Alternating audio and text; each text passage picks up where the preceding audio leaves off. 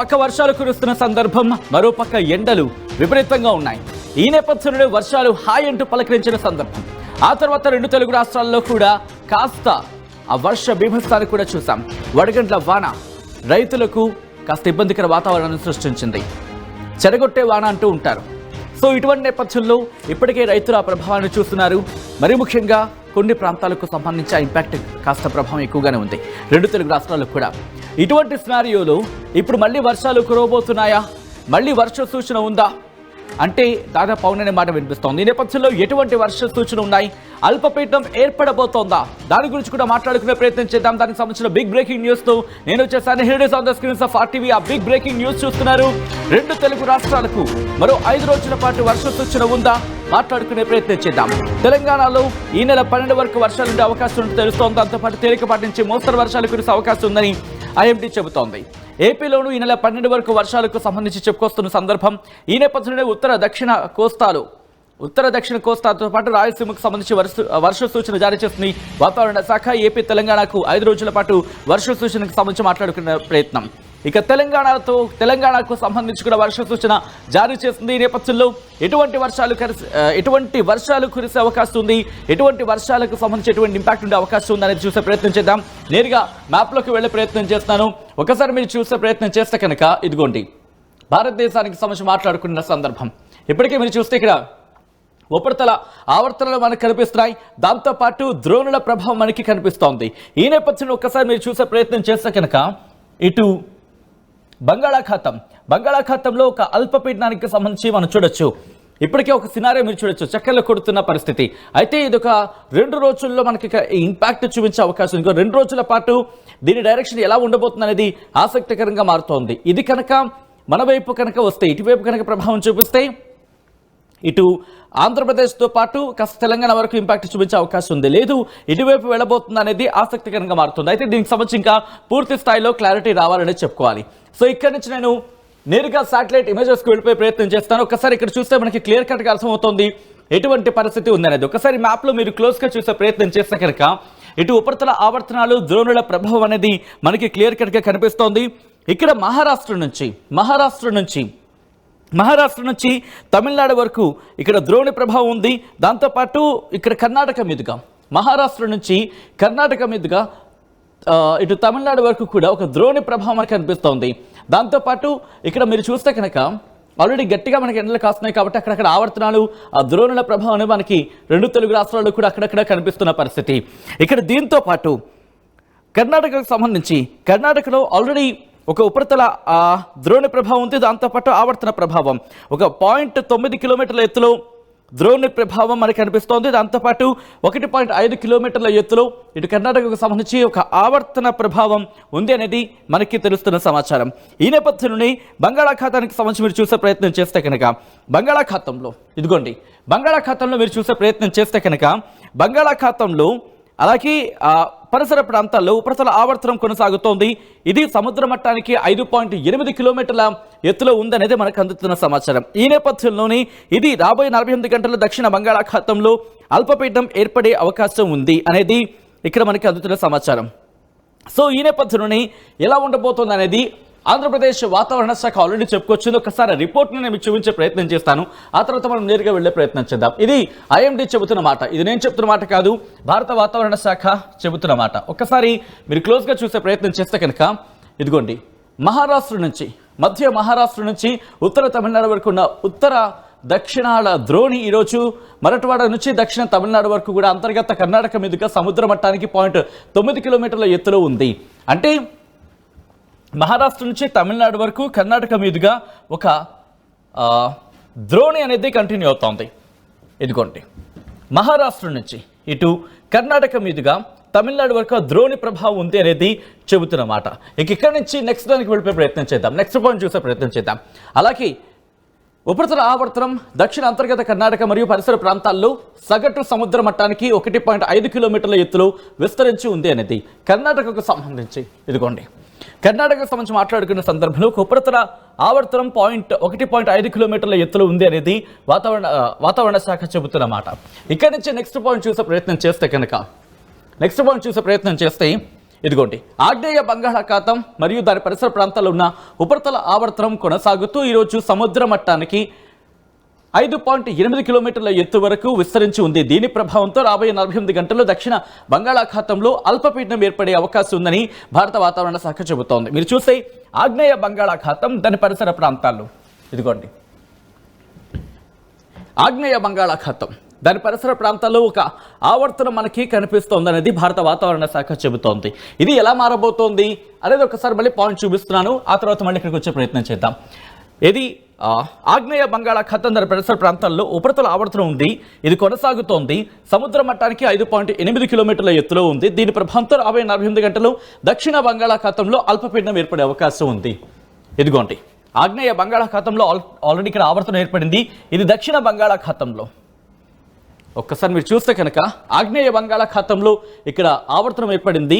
ఇది రాబోయే 48 గంటల్లో అల్పపీడనంగా మారే అవకాశం ఉందంటూ కూడా చెబుతున్న పరిస్థితి. ఒకవేళ దీని డైరెక్షన్కి సంబంధించి మాట్లాడుకునే సందర్భంలో అది ముందు మాట్లాడుకునే ప్రయత్నం చేద్దాం. ఎందుకంటే రాబోయే 48 గంటలు అంటే ఈరోజు 6వ తారీఖు, 7వ తారీఖు, 8వ తారీఖు ఇంకొక 2 రోజుల్లో మనకి క్లారిటీ వచ్చే అవకాశం కనిపిస్తోంది. ఇప్పటికీ మీరు చూస్తే పోర్ట్ బ్లేర్కి అండమాన్ నికోబార్ దీవులకు సంబంధించి ఆ ఇంపాక్ట్ మనకి క్లియర్ కట్గా కనిపిస్తోంది. సో ఇక్కడ ఆల్రెడీ ఆవర్తనాలు ద్రోణులు ఉన్నాయి. దీంతోపాటు బంగాళాఖాతంలో ఒక ఆవర్తనానికి సంబంధించి మాట్లాడుకునే సందర్భం 48 గంటల్లో ఇది అల్పపీడనంగా మారే అవకాశం ఉంది అంటూ కూడా చర్చ జరుగుతోంది. సో ఇటువంటి నేపథ్యంలో ఎటువంటి సినారియో ఉంది అనేది ఒకసారి చూసే ప్రయత్నం చేద్దాం. ఐఎండీకి సంబంధించి ఇదిగోండి మనం సాధారణంగా ఇక్కడ చూస్తూ ఉంటాం ఎటువంటి వాతావరణ పరిస్థితులు ఉన్నాయనేది. ప్రస్తుతం ఉత్తర కోస్తా ఆంధ్రాకు సంబంధించి ఆ ఇంపాక్ట్ మనకి ఇక్కడ కనిపిస్తోంది. దాంతోపాటు ఇటు తెలంగాణకు సంబంధించి కాస్త ఇంపాక్ట్ అయితే మాత్రం అక్కడక్కడ ఉంది. వర్షపాతం చూసుకుని చాలా తక్కువగా ఉందని చెప్పుకోవాలి. అఫ్కోర్స్ అప్పటికి మనకి ఎండలు స్టార్ట్ అయ్యాయి. వర్షాలకు సంబంధించి కాస్త మందగించినప్పటికీ ఎండలు కాస్తున్న పక్క వర్షాలు కూడా పడుతున్న సందర్భం. ఇక్కడి నుంచి ఇలా క్రాస్లో మీరు చూసే ప్రయత్నం చేస్తే ఇదిగోండి బంగాళాఖాతంలో ఎటువంటి అలజడి ఉంది అనేది మనకు అర్థమవుతోంది. బంగాళాఖాతంలో సో ఇది ప్రస్తుతం చాలా కీలకంగా మారింది. ఇది రాబోయే 48 గంటల్లో మనకి ఇంపాక్ట్ చూపించే అవకాశం ఉంటుంది. ఒకవేళ అల్పపీడనంగా మారితే కనుక దాని ఇంపాక్ట్ మారే అవకాశం ఉందని చెప్పుకోవచ్చు. సో ఇక్కడ నుంచి నేను నేరుగా భారత వాతావరణ శాఖ ఇస్తున్న రిపోర్ట్ని చూపించే ప్రయత్నం చేస్తున్నాను. ఇటువంటి అలర్ట్స్ ఇస్తోంది. ఆ ఇంపాక్ట్ ఆల్రెడీ ప్రారంభమైందా లేదా మొత్తం అంతా చూసే ప్రయత్నం చేద్దాం. మీరు చూస్తే కనుక హీట్ వేవ్ కండిషన్స్ గురించి మాట్లాడుకుంటున్న పరిస్థితి. దాంతోపాటు ఇదిగోండి thunderstorm accompanied with squally gust winds అంటే ఉరుములు మెరుపులతో పాటు ఈదురుగాలులతో కూడా వర్షాలు పడే అవకాశం ఉంది. ఎక్కడెక్కడ అంటే కనుక ఇదిగోండి అరుణాచల్ ప్రదేశ్ నుంచి మొదలు పెడితే అస్సాం, మేఘాలయ, తమిళనాడు, పుదుచ్చేరి, కరైకాల్, అలాగే కేరళ, మాహి, లక్షద్వీప్, కోస్టల్ ఆంధ్రప్రదేశ్, యానాం, కర్ణాటక అంటే కోస్టల్ ఆంధ్రప్రదేశ్, యానాంకి సంబంధించి ఉరుముల మెరుపులతో పాటు ఈదురుగాలులతో కూడా వర్షాలు పడే అవకాశం ఉందని భారత వాతావరణ శాఖ చెబుతోంది. దాంతోపాటు హెయిల్ స్టోమ్ అంటే వడగండ్ల వాన కూడా ఇటు కోస్టల్ ఆంధ్రప్రదేశ్, యానంలో పడే అవకాశం ఉందంటూ కూడా చెబుతోంది. హీట్ వేవ్ కండిషన్కి సంబంధించి గుజరాత్కి ఏకంగా రెడ్ అలర్ట్ ఇచ్చిందంటే అర్థం చేసుకోవచ్చు. సో కాబట్టి ఒకసారి నేరుగా మ్యాప్స్ దగ్గరికి వెళ్ళిపోయే ప్రయత్నం చేస్తున్నాను. సో దట్ మనకి మ్యాప్స్లో ఇంకాస్త క్లియర్గా ఉండే అవకాశం ఉంటుంది. కాబట్టి ఇదిగోండి ఎస్ ఓకే ఇది మీరు చూస్తే కనుక 6వ తారీఖున ఎల్లో అలర్ట్ జారీ చేయడం జరిగింది భారత వాతావరణ శాఖ. ఎల్లో అలర్ట్ జారీ చేసింది ఉత్తర కోస్తా ఆంధ్ర, దక్షిణ కోస్తా ఆంధ్రాకి సంబంధించి, రాయలసీమకు సంబంధించి కాస్త ఇంపాక్ట్ అయితే మాత్రం కాస్త ఇంపాక్ట్ అయితే కనిపిస్తోంది. దాంతోపాటు మీరు చూస్తే గుజరాత్కి రెడ్ అలర్ట్ జారీ చేస్తుంది. ఇది ఎక్స్ట్రీమ్ హీట్ వేవ్ కండిషన్స్ ఉన్నాయంటూ. దాంతోపాటు మీరు గమనిస్తే ఇటు రాయలసీమ మినహా అలాగే తెలంగాణ కాస్త రాయలసీమ మినహా ఇటు దక్షిణ భారతం మీద ఇంపాక్ట్ అయితే ఉంది. వర్షాలు పడుతున్నాయి. వర్షాలు ఇక్కడ ఇంకా కంటిన్యూ అవుతున్న సందర్భం ఇటు తమిళనాడు కావచ్చు, లేకపోతే కర్ణాటక కావచ్చు, కేరళ కావచ్చు, ఇటు కర్ణాటకకు సంబంధించి మాట్లాడుకున్న సందర్భం. అంటే 6వ తారీఖున మనకి ఎల్లో అలర్ట్ ఉంది. దాంతోపాటు 7వ తారీఖున మీరు గమనిస్తే కనుక 7వ తారీఖున ఇటు కర్ణాటక మీద కాస్త ఇంపాక్ట్ అయితే మాత్రం మనకు కనిపిస్తుంది. కేరళ మీద ఉంది. ఆంధ్రప్రదేశ్ అలాగే తమిళనాడుకి పెద్దగా ఏం లేదు. ఆ తర్వాత 8వ తారీఖున ఇది ఆవర్తన ప్రభావం మనకి కర్ణాటకకు ఉంది. కాబట్టి కాస్త మన మీద కూడా కాస్త అటు ఇటుగా ఇంపాక్ట్ చూపిస్తున్న పరిస్థితి ఉందని చెప్పుకోవచ్చు. పూర్తిగా లేదని మనం చెప్పలేం కానీ బట్టి అక్కడక్కడైతే మాత్రం చిరుజల్లులు కురుస్తున్నాయి. దాంతోపాటు మనకి కూడా కాస్త హీట్ బాగా ఉంది కాబట్టి అక్కడక్కడ ఆవర్తనాలు పడుతున్నాయి. ఆ ఆవర్తనాలు కావచ్చు లేకపోతే ద్రోణుల ప్రభావం కాస్త ఆ వర్షాలు అక్కడక్కడ పలకరిస్తున్న పరిస్థితి ఉందని చెప్పుకోవచ్చు. ఆ తర్వాత 9వ తారీఖున ఇదిగోండి 9వ తారీఖు నుంచి 10వ తారీఖున నార్మల్గా మనకు కనిపిస్తోంది. ఇక్కడ మనం మాట్లాడుకునే సందర్భంలో మనం ఇందాక మాట్లాడుకున్నాం, బంగాళాఖాతంలో ఒక ఆవర్తనం ఏర్పడింది. ఆ ఆవర్తనం బలపడే అవకాశం ఉంది. ఆ ఆవర్తనం బలపడి అల్పపీడనంగా మారబోతుంది రాబోయే 48 గంటల్లో ఉంటే వాతావరణ శాఖ చెబుతుంది. ఒకవేళ అది బలపడితే కనుక ఇంపాక్ట్ మళ్ళీ మనకు చూపించే అవకాశం ఉంది. సో కాబట్టి ఇక్కడ నుంచి నేరుగా నేను తెలంగాణకు సంబంధించి భారత వాతావరణ శాఖ ఏం చెబుతుంది అనేది నేను మీకు చూపించే ప్రయత్నం చేస్తాను. ఇదిగోండి, భారత వాతావరణ శాఖ ఒకటి చెబుతుంది, 7వ తారీఖు సంబంధించి తెలంగాణ రాష్ట్రంలో తేలికపాటి నుంచి మోస్తరు వర్షాలు అక్కడక్కడ కురిసే అవకాశం ఉందని వాతావరణ శాఖ చెబుతోంది. దాంతోపాటు 8వ తారీఖున, అలాగే 9వ తారీఖున, 10వ తారీఖున, దాంతోపాటు 11వ తారీఖు సంబంధించి మాట్లాడుకుంటే 10వ తారీఖు ఉదయం 8:30 వరకు తెలంగాణ రాష్ట్రంలో తేలికపాటి నుంచి మోస్తరు వర్షాలు అక్కడక్కడ కురిసే అవకాశం ఉందని వాతావరణ శాఖ చెబుతోంది. ఆ తర్వాత 11వ తారీఖు కాస్త అఫ్కోర్స్ 12వ తారీఖును కూడా 12వ తారీఖు వరకు కూడా మనకి తెలంగాణ రాష్ట్రంలో తేలికపాటి నుంచి మోస్తరు వర్షాలు అక్కడక్కడ కురిసే అవకాశం ఉందని వాతావరణ శాఖ చెబుతోంది. కానీ ఇంట్రెస్టింగ్గా ఎటువంటి అలర్ట్ ఇవ్వలేదు. ఆ తర్వాత 12వ తారీఖును కూడా కంటిన్యూ అవుతోంది. దాదాపుగా మనకి 11, 13 వరకు మనకి కనిపిస్తోంది. బట్ 12 వరకు మాత్రం తెలంగాణ రాష్ట్రంలో తేలికపాటి నుంచి మోస్తరు వర్షాలు అక్కడక్కడ కురిసే అవకాశం ఉందని భారత వాతావరణ శాఖ చెబుతోంది. కానీ ఇక్కడ ఇంట్రెస్టింగ్గా ఎటువంటి అలర్ట్ ఇవ్వలేదు. బహుశా ఆ డెవలప్మెంట్ బంగాళాఖాతంలో ఉన్న ఆవర్తన ప్రభావం కనుక పెరిగితే అప్పుడు ఒక అలర్ట్ ఇచ్చే అవకాశం, లేకపోతే ఆవర్తనాలు కావచ్చు, ద్రోణులు కావచ్చు, పార్వతీపురమణ్యం, విజయనగరం, విశాఖపట్నం, అలాగే అల్లూరి సీతారామరాజు డిస్ట్రిక్ట్ మీరు చూస్తే కనుక నిన్న ఆరెంజ్ అలర్ట్ ఉన్న పరిస్థితి. ఆ తర్వాత వాతావరణం సాధారణంగా మారే అవకాశం ఉంది. పల్నాడు, గుంటూరుకి సంబంధించి కూడా ఎల్లో అలర్ట్ ఉంది. ప్రకాశం, నెల్లూరు, కర్నూలు, నంద్యాల, అనంతపురం, శ్రీ సత్యసాయి డిస్ట్రిక్ట్, అలాగే వైఎస్ఆర్ డిస్ట్రిక్ట్, అన్నమయ్య డిస్ట్రిక్ట్లకు ఇక్కడ చూసుకుంటే కాస్త గాలి వేగం 30 నుంచి 40 కిలోమీటర్లకు తగ్గించడం జరిగింది. కర్నూలు నుంచి మొదలు పెడితే ఇటు అన్నమయ్య డిస్ట్రిక్ట్ వరకు కూడా. ఆ తర్వాత వాతావరణం నార్మల్గా ఉండే అవకాశం ఉంది. సో ఇక్కడ నుంచి ఇప్పటికే ఆంధ్రప్రదేశ్లో వర్షాలు దంచి కొట్టాయి. అక్కడ ఎటువంటి వర్షపాతం నమోదైంది అనేది ఒకసారి చూసే ప్రయత్నం చేద్దాం. ఇదిగో మీరు చూసే ప్రయత్నం చేస్తే కనుక ఇక్కడ చింతలపూర్ నుంచి మొదలు పెడితే, ఏలూరులోని చింతలపూర్ నుంచి మొదలు పెడితే చింతలపూర్లో 44 మిల్లీమీటర్ల వర్షపాతం నమోదైంది. ఆ తర్వాత ప్రతిపాడులో 42.6 మిల్లీమీటర్ల వర్షపాతం నమోదైంది. నర్సీపట్నంలో 38.6 మిల్లీమీటర్ల వర్షపాతం నమోదైంది. అక్కడి నుంచి చూసుకుంటే పెద్దాపురంలో 18.6 మిల్లీమీటర్ల వర్షపాతం నమోదైంది. కాకినాడలో 11.7 మిల్లీమీటర్ల వర్షపాతం నమోదైంది. ప్రతిపాడులో 8.5, తునిలో 8 మిల్లీమీటర్లు, చోడవరంలో 6.8 మిల్లీమీటర్ల వర్షపాతం నమోదైంది. గుంటూరులో 5.6 మిల్లీమీటర్ల వర్షపాతం, దాంతోపాటు సత్తెనపల్లిలో 4.6, అలాగే గుంటూరుకి సంబంధించి గుంటూరులో LAM అని ఇవ్వడం జరిగింది. అక్కడ 4.5, అలాగే పాడేరు అల్లూరు సీతారామరాజు డిస్ట్రిక్ట్ సంబంధించి 4.2, పలాసలో 2.8, పాలకొండలో 2.8, విజయవాడకు సంబంధించి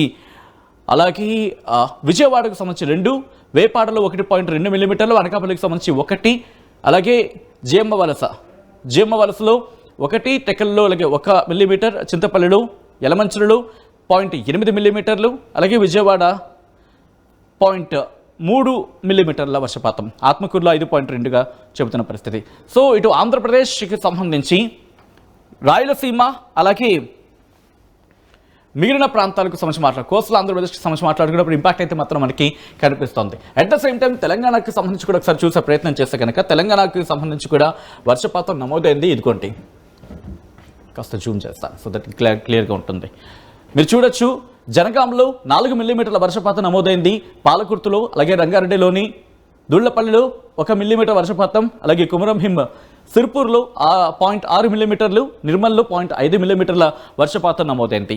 అంటే ఈ అల్పపీడన ప్రభావం మనకి బహుశా రేపు లేదా ఎల్లుండి కల్లా క్లారిటీ వచ్చే అవకాశం ఉందని భావించవచ్చు. ఆ తర్వాత ఒక క్లారిటీ రావచ్చు. ఈ నేపథ్యంలో ఒకసారి విండీకి సంబంధించి చూసే ప్రయత్నం చేద్దాం.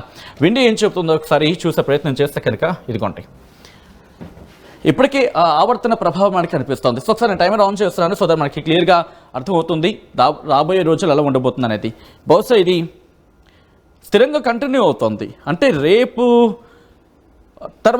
తర్వాత అంటే స్థిరంగా కంటిన్యూ అవుతుంది. బహుశా దాని వేగానికి సంబంధించి కూడా చూసే ప్రయత్నం చేద్దాం. ఆ తర్వాత చూసే ప్రయత్నం చేద్దాం. సో నార్మల్గా చూస్తే కనుక చాలా నెమ్మదిగా కదులుతోంది.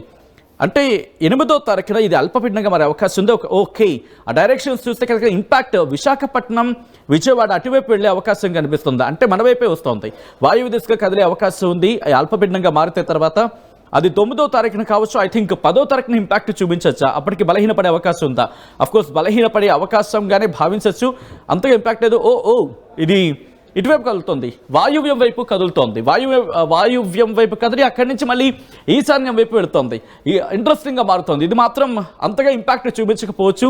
ల్యాండ్ ఫాల్ మనకి దాదాపుగా అది చూసుకుంటే ఒకవేళ అది మారిన తర్వాత మళ్ళీ అటువైపు వెళ్ళిపోతుంది. ఓకే, సో దాదాపుగా మనకి ఆ ఇంపాక్ట్ ఉండకపోవచ్చని భావించాలి. ఇది చాలా ఇంట్రెస్టింగ్ డైరెక్షన్ వెళ్తోంది. ఇలా వెళ్ళి ఇక్కడి నుంచి ఇలాగా వెళ్ళి ఇలా వెళ్ళి ఇక్కడి నుంచి ఇలా వెళుతోంది. సో ఇటువంటి పరిస్థితి. సో దీని తర్వాత ఒకసారి జూమర్తో సాయంతో చూసే ప్రయత్నం చేద్దాం. ఇదిగోండి, మీరు చూస్తే కనుక ప్రస్తుతం దీని డైరెక్షన్కి సంబంధించి ఇటువైపు చూపిస్తోంది. అంటే దాని ప్రయాణం ఎలా ఉండబోతుందని ఆసక్తికరంగా మారింది. ఇదిగో మీరు చూస్తే కనుక బంగాళాఖాతంలో ఇది ఆవర్తన ప్రభావం, ప్రస్తుతం ఇది అల్పపీడనంగా మారే అవకాశం ఉందని కూడా చర్చ జరుగుతోంది. కానీ ఇప్పటికే అక్కడక్కడ ఆవర్తనాలు కావచ్చు, ద్రోణుల ప్రభావం మనకి అనిపిస్తోంది. సో ఈ నేపథ్యంలో ఒకసారి చూసే ప్రయత్నం చేద్దాం ఎలా దీని డైరెక్షన్ ఎలా ఉండబోతుందని చెప్పి. సో ఇక్కడి నుంచి ఓకే ఇంపాక్ట్ మనకి 10వ తారీఖు నుంచి ఓకే ఓకే ఇలా వెళ్ళిపోయే సిచ్యువేషన్ మనకు కనిపిస్తోంది. సో 7వ తారీఖున ఓకే 7వ తారీఖున అంటే రేపు కావచ్చు, ఎల్లుండి కావచ్చు మనకి క్లారిటీ వచ్చే అవకాశం ఉంది. కాస్త ఎల్లుండి కల్లా అదిగో ఆ ప్రభావం మీరు చూడొచ్చు. విశాఖపట్నం వైపు అయితే మాత్రం మనకి కనిపిస్తోంది. 7వ తారీఖు తర్వాత 8వ తారీఖున మనకి ఇంపాక్ట్ చూపించే అవకాశం ఉంది. ఎటువంటి ఒకవేళ వాయువు వైపుకి వెళ్తే కనుక ఇటు ఉత్తర కోస్తా మీద ఇంపాక్ట్ చూపించే అవకాశం మనకి కనిపిస్తుంది. అక్కడి నుంచి అది ఒడిశా వైపు వెళుతోంది. ఆ తర్వాత ఇటు మియన్మార్ వైపు దాని పయనంగా మనం భావించాలి. యాజ్ ఆఫ్ నౌ అయితే మాత్రం ఇటు వెస్ట్ బెంగాల్ కానీ లేకపోతే వెస్ట్ బెంగాల్ కావచ్చు, లేకపోతే అక్కడి నుంచి మియన్మార్ వైపు వెళుతున్నట్టుగానే భావించాలి. లేకపోతే అటు బంగ్లాదేశ్ వైపు వెళ్ళినా పెద్ద ఆశ్చర్యపడక్కర్లేదు. యాజ్ ఆఫ్ నౌ అయితే మాత్రం ప్రస్తుతం అది చాలా క్వశ్చన్ మార్క్గానే కనిపిస్తుంది అల్పపీడన ప్రభావం. కాబట్టి ఇది రాబోయే రోజులు ఎలా ఉండబోతుంది అనేది ఆసక్తికరంగా మారుతోంది. ప్రస్తుతం ఆ ఇంపాక్ట్ మీరు చూస్తున్నారు. రాబోయే 2-3 రోజులకు సంబంధించి మాత్రం కాస్త క్వశ్చన్ మార్క్, కానీ నార్మల్గా ఉండే వెదర్ అవకాశం కనిపిస్తోంది. కానీ బంగాళాఖాతంలో ఎటువంటి మార్పులు చేర్పులు చోటు చేసుకోబోతున్నాయి. ప్రస్తుతం అయితే మాత్రం అక్కడ ఆవర్తనం అయితే కనిపిస్తోంది. ఈ ఆవర్తనం బలపడుతుందా బలహీనపడుతుందా? బలపడితే కనుక అల్పపీడనంగా మారే అవకాశం ఉంటుంది. ఒకవేళ బలహీనపడితే మాత్రం అది సముద్రంలోని దాని ప్రయాణాన్ని ముగించవచ్చు. కానీ ఒకవేళ బలపడితే మాత్రం అల్పపీడనంగా మారే అవకాశం ఉంటుంది. అల్పపీడనం ఇంకా బలపడే అవకాశం ఉంటుందా? అలా బలపడితే కనుక వాయుగుండంగా మారే అవకాశం ఉంటుంది. అంతవరకు వెళ్ళే అవకాశం ఉంటుంది. ఇవన్నీ ఇప్పటికున్న సిచ్యువేషన్లో ప్రీ మాన్సూన్గా మాట్లాడుకున్న సందర్భంలో మాత్రం ఓ బిగ్గెస్ట్ క్వశ్చన్ మార్క్. ఏం జరగచ్చు అనేది ఆసక్తికరంగా మారింది. ఒకవేళ డెవలప్మెంట్స్ ఉంటే కనుక మీ ముందుంచే ప్రయత్నం చేస్తాను తీసుకొచ్చి. ఆ తర్వాత మీ ప్రాంతాల్లో ఎటువంటి వాతావరణం ఉంది అనేది కామెంట్ చేసే ప్రయత్నం చేయండి. ఎందుకంటే మనం మాట్లాడుకుంటున్నా బట్ అక్కడ ఆ ప్రాంతాల్లో ఆ సందర్భానికి బలహీనపడచ్చు, ఆ తర్వాత ఇంకా బలహీనపడచ్చు, లేకపోతే ఒక్కసారి సడన్గా బలపడచ్చు. అటువంటి వాతావరణం ఉంటుంది. ఇప్పటికే ఎండల తీవ్రత పెరుగుతున్న నేపథ్యంలో అక్కడక్కడ ఆవర్తనాలు ఏర్పడుతుంటాయి. ఆ తర్వాత కాస్త వర్షాలు కూడా పడే అవకాశం ఉంటుంది. సో ఈ నేపథ్యంలో మీ ప్రాంతాల్లో ఎటువంటి వాతావరణం ఉంది, మీ ఏరియాస్లో మీ ప్రాంతాల్లో లేకపోతే మీ జిల్లాల్లో ఎటువంటి వాతావరణం ఉంది, అలాగే ఎంత మేర వర్షం పడుతోంది, వర్షాలు ఏ స్థాయిలో ఉన్నాయి, వీటి గురించి మాట్లాడుకునే ప్రయత్నించడం, దానికి సంబంధించి కామెంట్ చేసే ప్రయత్నించండి. మొత్తంగా అయితే మాత్రం 6వ తారీఖున కాస్త ఆంధ్రప్రదేశ్కి ఎల్లో అలర్ట్ కనిపిస్తోంది. అలాగే తెలంగాణకు అలర్ట్స్ లేకపోయినా 12వ తారీఖు వరకు తేలికపాటి నుంచి మోస్తరు వర్షాలు పడే అవకాశం ఉందని భారత వాతావరణ శాఖ చెబుతోంది.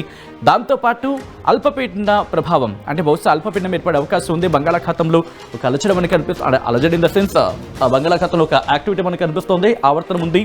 ఈ ఆవర్తనం బలపడబోతుందా, ఏం జరగబోతుంది అనేది బిగ్గెస్ట్ క్వశ్చన్ మార్క్. అప్డేట్స్ మళ్ళీ మీ ముందుకు వస్తాను.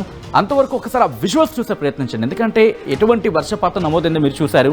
హైదరాబాద్ కావచ్చు, ఈ ఏరియాస్లో ఎటువంటి పరిస్థితి ఉందో చూశారు. సో ఇటువంటి నేపథ్యంలో ఎలా ఉండబోతుంది అనేది ముందుంచే ప్రయత్నం చేశాను. రాబోయే 2-3 రోజులకు సంబంధించి at the same time next కూడా ఈ నేపథ్యంలో ఏం జరగబోతుందో ఆసక్తిగా ఉంది. మీ అభిప్రాయం మాత్రం కామెంట్ బాక్స్ మెన్షన్ చేయండి, మర్చిపోతుంది.